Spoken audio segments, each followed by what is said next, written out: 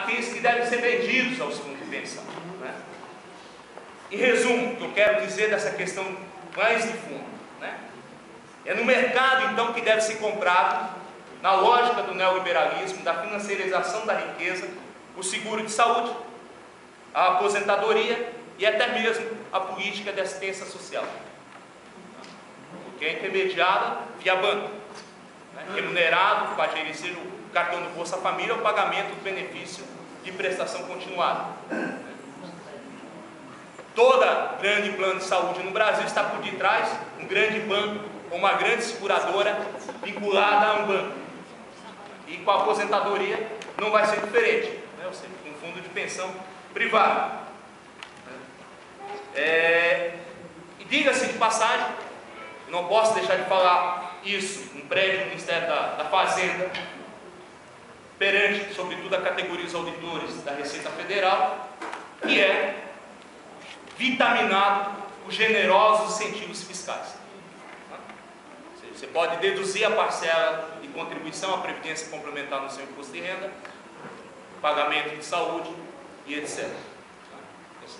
Há largos e fortes incentivos fiscais. Quer dizer que, para manter a saúde universal, não temos um recurso público. Para garantir o direito à aposentadoria de milhares de servidores, não é possível ter. Mas para garantir os incentivos fiscais às seguradoras, aos bancos, aos mercados financeiros, nós temos recursos. As renúncias estão aí no orçamento público. A instituição da previdência privada no Brasil, ela vem, no início dessa história, né, segue a estratégia que os Estados Unidos adotou na década de 50. As primeiras legislações vêm aí do regime militar. Né? O interessante é que a criação do regime militar foi ao mesmo tempo, em paralelo, a adoção da reforma bancária. Criou uma série de nichos para o mercado financeiro. Conjunto, a criação dos fundos de pensão. Né? A legislação mais importante ela vinha de 1977. Mas o que eu quero falar para vocês é que isso só ganhou peso, né, a partir de 1998, com essa previsão constitucional, a criação da previdência privada, mas sobretudo a partir do que alguns chamam de reformas na previdência, que eu prefiro o termo usado pela minha colega Helene Berg, da Universidade Estadual do Rio de Janeiro, que é contra-reforma, né? Porque reforma é no sentido de alguma garantia de direitos, né? Você chamar de reforma a emenda constitucional 20 de 1998, a reforma da Previdência do governo Lula, né? No mínimo desconhecer a língua portuguesa, né? Ou seja, trata-se de contra-reforma nos direitos dos trabalhadores. E essas contra-reformas permitiu, por exemplo, a aprovação da Lei Complementar 108 e 109, que vão regular os fundos de pensão no Brasil. E eles têm um crescimento espetacular. Vou dar alguns números para vocês. Nós temos 369 entidades de previdência fechada complementar no Brasil. São 1.068 planos de benefício, 2.728 patrocinadores, ou seja, empresas que patrocinam, né? Quase 3 milhões de participantes assistidos e patrimônio da ordem de 540 bilhões de reais. Para dar apenas um número, né? Os investimentos, os ativos de investimento desses fundos, em 2003 eram 216 bilhões de reais. Em 2010 eles já chegam a 514 bilhões de reais. Mais do que dobrado nesse período. Representam 14,5% do PIB. Se eu incluir aí a previdência aberta, chega a 17% do PIB. Mas vamos dizer, isso é muito dinheiro, né? 500 bilhões de reais.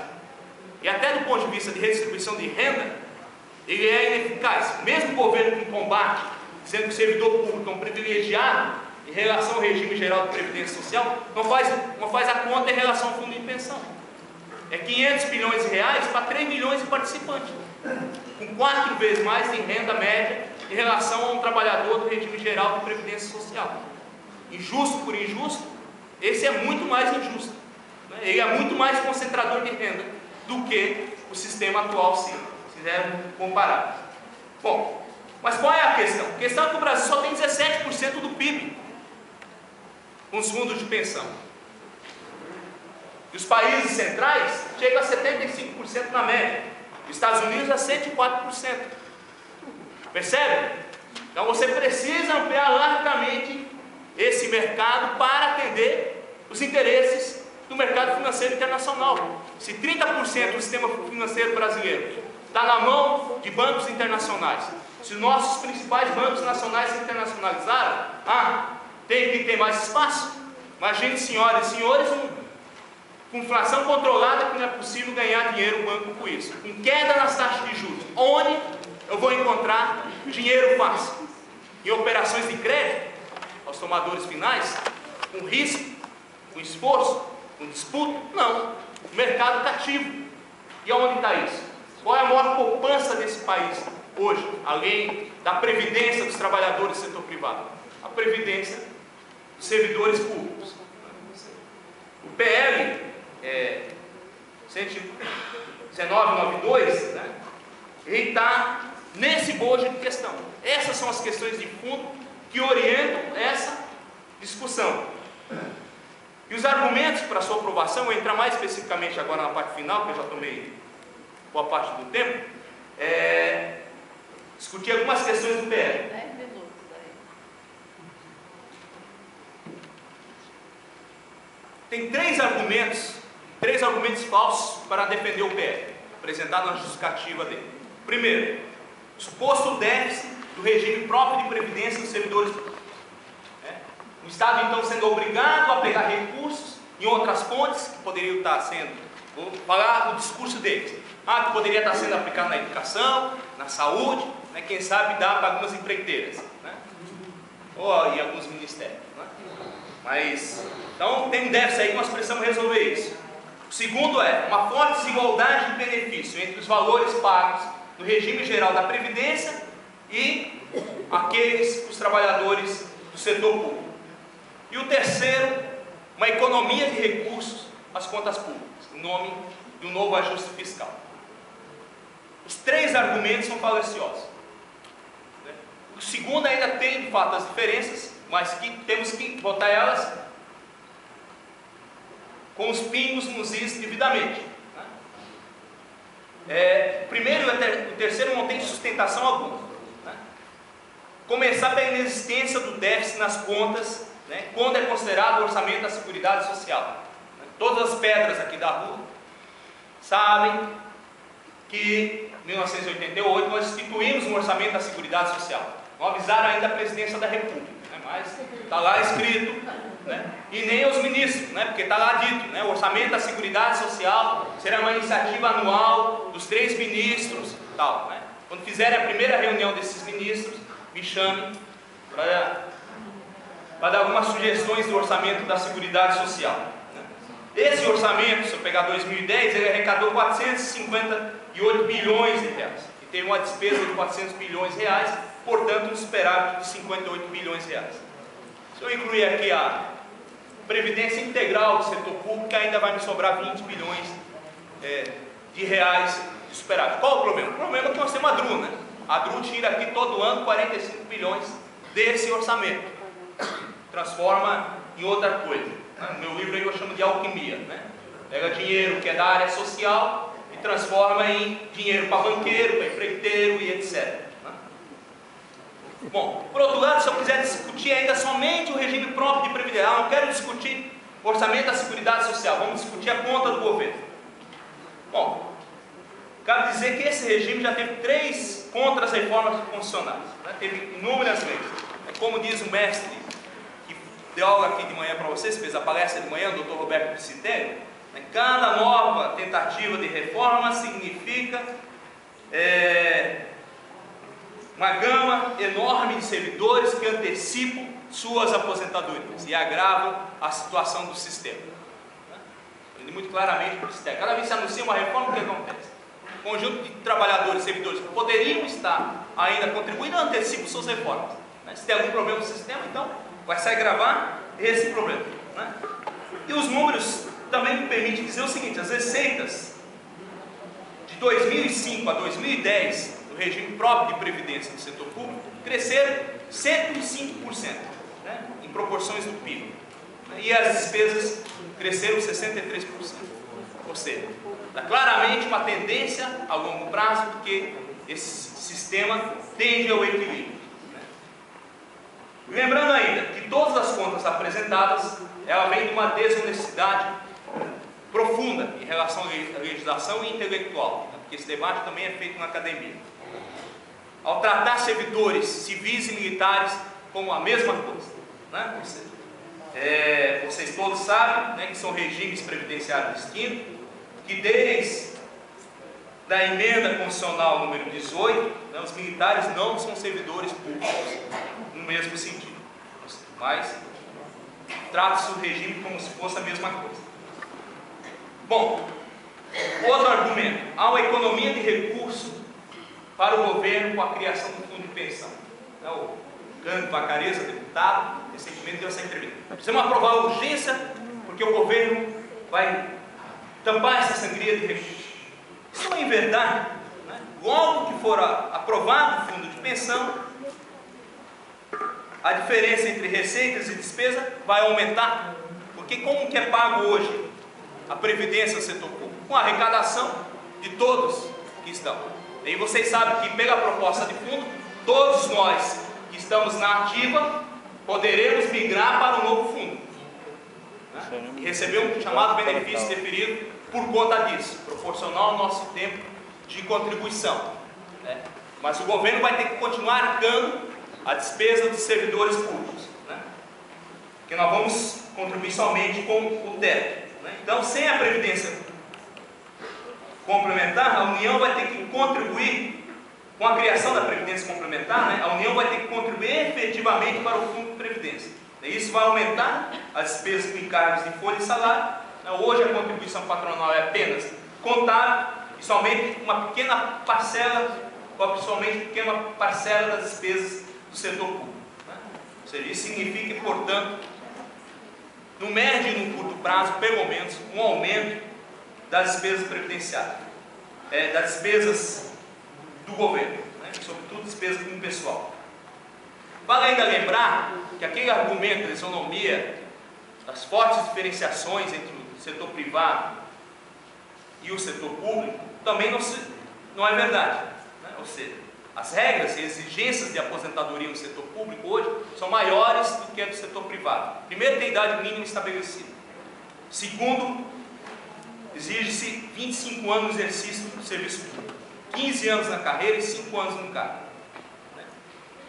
Hoje a média de aposentadoria de homens está sendo aos 62 anos, acima do que está previsto na Constituição. De mulheres, das servidoras, 58 anos, acima dos 55 anos previsto, né? Então, o grande interesse de quem constrói esse argumento só pode ser da própria privatização do sistema.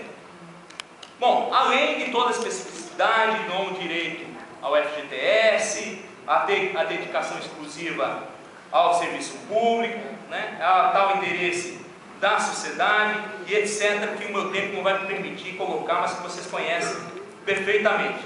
Bom, algumas outras questões mais pontuais do fundo. Esse fundo abarca uma diversidade de servidores com distintas remunerações. Nós temos carreiras que têm salários iniciais abaixo de R$1.000, com carreiras que têm salários iniciais acima, em média, de 13, 14 mil reais.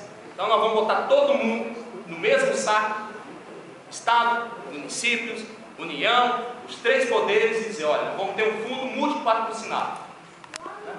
Até hoje, não há sequer entendimento sobre o teto dos três poderes para o pagamento de salário e funcionalismo.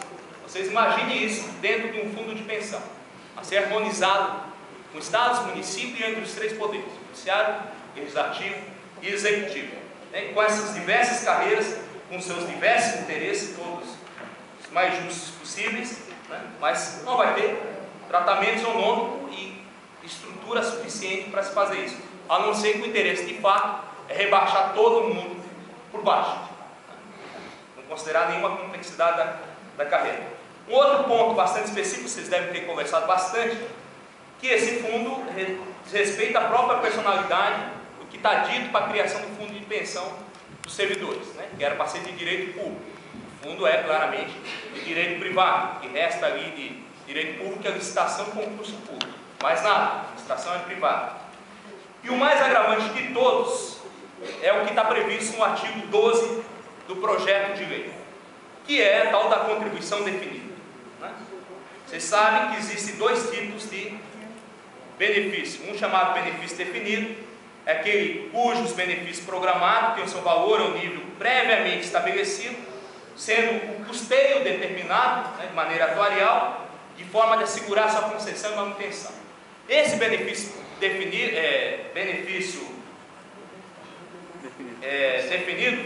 ele vigorava até a lei complementar 108 e 109. As contra-reforma realizada diz o seguinte: só é possível o pagamento de contribuição definida. Então, quando vocês tiverem um debate público, sobretudo lá no Congresso, com os deputados que têm experiência do setor bancário, que são os maiores interessados, dá os nomes, Ricardo Bezuini, quando for Pimentel, tu me pega aqui 3h30. Vou dar o nome aos bois. Eu já tive debate público com o Pimentel nessa discussão, mas a experiência está prevista aí por 100 anos. Vírgula, companheiros e companheiras, vírgula. Experiência está prevista, uma experiência construída de benefício definido ao longo da sua história, e que o Banco do Brasil chegou a contribuir 2 por 1, 3 vezes por 1, socorreu diversas vezes ao longo da sua história. Isso. Todo servidor, funcionário do Banco do Brasil hoje está sujeito à contribuição definida. Vamos discutir isso daqui a 20 anos, quando a incerteza das bolsas de valores, a incerteza do mercado financeiro vai dizer quanto que esses trabalhadores vão receber de fundo de pensão. É contribuição definida sequer é um plano de previdência, apesar de estar isso na lei. Contribuição definida é uma poupança individual a ser entregue a um fundo gerido pelo mercado financeiro, e você não sabe quanto que vai receber.